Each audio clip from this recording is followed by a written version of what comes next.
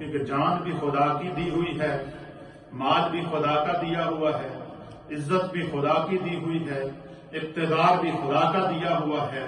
دولت و ثروت بھی خدا کی دی ہوئی ہے۔ تو اس کی اللہ تعالیٰ نے کچھ حدود اور قیود مقرر کی ہیں کہ جو بندے اس طرف جاتے ہیں اللہ تعالیٰ ان پر جو ہے وہ ان کی حفاظت اپنے کرم اور اپنے فضل سے فرماتا ہے۔ جس طرح انسان کو جسمانی امراض اور عوارض لاحق ہوتے ہیں، اسی طریقے سے انسان کو روحانی امراض اور عوارض لاحق ہوتے ہیں۔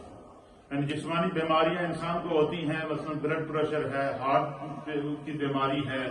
اس کے علاوہ دیگر جو جسم کے اندر ڈائبٹیز ہے، اس طرح کی بہت ساری بیماریاں جو انسان کو لاحق ہوتی ہیں، تو انسان اس کے لیے کوشش کرتا ہے، وہ ڈاکٹر کے پاس جاتا ہے، پھر جو اس کی دوائی تجویز ہوتی ہے وہ پابندی سے اس کو کھاتا ہے۔ کیوں؟ اس کی یہ فکر ہوتی ہے کہ اگر میں نے پابندی نہ کی تو کہیں ایسا نہ ہو کہ میرا جسم جو ہے وہ ڈیمیج ہو جائے اور میں اس بیماری کو برداشت نہ کر سکوں اور مجھ پر کوئی لاچاری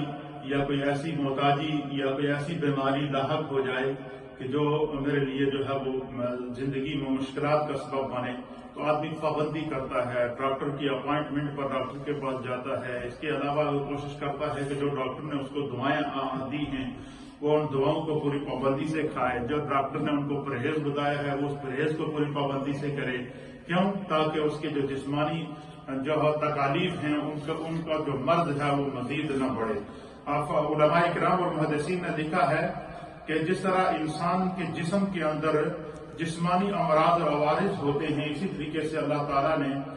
کچھ اس کے روحانی امراض بھی رکھے ہیں اور ان روحانی امراض کا بھی علاج رکھا ہے۔ جس طرح جسمانی امراض کا علاج دعائیں ہیں، ڈاکٹر کے پاس جاتے ہیں، پرہیز کرتے ہیں اور آدمی ہر طرح سے اللہ تعالیٰ پھر اس کو افاقہ عطا فرماتا ہے، اس بیماری سے نجات عطا فرماتا ہے، اس کو اس سے شفا عطا فرماتا ہے۔ فرمایا کہ اسی طریقے سے کچھ روحانی امراض ہیں، اور روحانی امراض جو ہیں جو انسان کو جب لاحق ہوتے ہیں تو ان میں بھی نمایاں اخلاقی بیماریاں ہیں، اور جب مال اور کثرت مال کی خواہش ہے، جو یہ بھی ایک انسان کے اندر ایک روحانی مرض ہے کہ آدمی کی کوشش ہوتی ہے کہ بھائی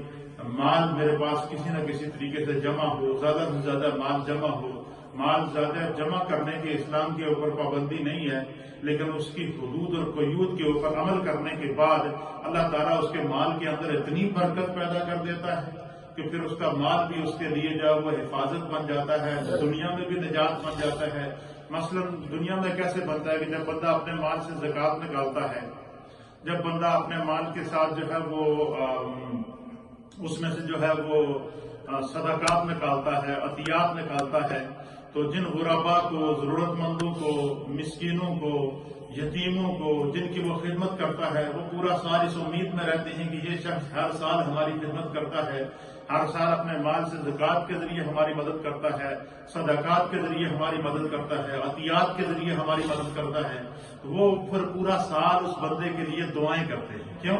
کہ یہ ہمارے دکھوں میں ہمارے کام آتا ہے، مشکلات میں ہمارے کام آتا ہے، تکالیف میں ہمارے کام آتا ہے۔ تو ایک تو دنیا میں اس کو ان غربا کی، ضرورت مندوں کی اور مشکل میں گھرے ہوئے لوگوں کی دعائیں ملتی ہیں، اور یہ پورا سال اس کی درجات کی بلندی کا سبب بنتا ہے۔ تو اسی طریقے سے فرمایا کہ جب بندہ اس دنیا سے چلا جاتا ہے تو وہ جو مال جو اس نے اللہ کے راستے میں خرچ کیا ہوتا ہے، صدقے کی صورت میں، زکوٰۃ کی صورت میں، عطیات کی صورت میں، جو ہے خیرات کی صورت میں اور صدقہ جاریہ کی صورت میں، فرمایا کہ وہ اس کے اعمال میں نیکیوں کے پلڑے کو بھاری کرنے کا سبب بن جاتے ہیں، اور پھر وہ اس کی بخشش کا ذریعہ بنتے ہیں۔ وہ مال اس کے لیے در حقیقت ہم دنیا میں دیکھیں کوشش کرتے ہیں کہ ہمارا بینک بیلنس ہو، ہمارے پاس مال ہو، دولت ہو، ہر طرح کی سہولت موجود ہو، لیکن یہ دنیا کی زندگی تو عارضی زندگی ہے نا۔ کیا پتہ کب ہماری زندگی کا سانس ٹوٹتا ہے، کسی کو ایک پل کی خبر نہیں ہے،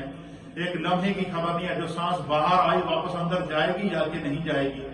لیکن جس طریقے سے علماء اور محدثین کہتے ہیں کہ جس طریقے سے انسان کو اپنی دنیا کی فکر ہوتی ہے،